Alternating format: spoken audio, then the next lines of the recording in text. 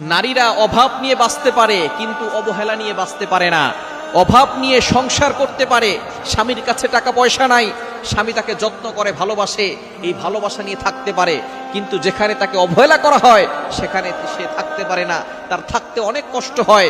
অনেক নারীরা এমন আছে শ্বশুর বাড়ি যাওয়ার পরে শ্বশুর বাড়ির নির্যাতন সহ্য করতে পারে না।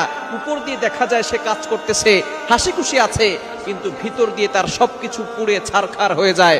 সুতরাং এই মানুষের অশান্তির কারণ কখনো হবেন না। অনেক স্বামী আছে তার স্ত্রীকে সুখ দিতে পারে না, স্ত্রীর সাথে সুন্দর করে কথা বলে না, তার সাথে একটু হাসি দিয়ে কথা বলে না, স্ত্রীর মনে অনেক কষ্ট বোঝা হয়ে গিয়েছে। এই মানসিক চিন্তায় আস্তে আস্তে সে অসুস্থ হয়ে পড়তেছে, এটা স্বামীদের খেয়াল নাই। সুতরাং নারীরা অভাবে কখনো কান্না করে না, তারা অবহেলায় যখন থাকে তখনই তারা কান্না করে এবং সেখানে তারা সুখে থাকতে পারে না।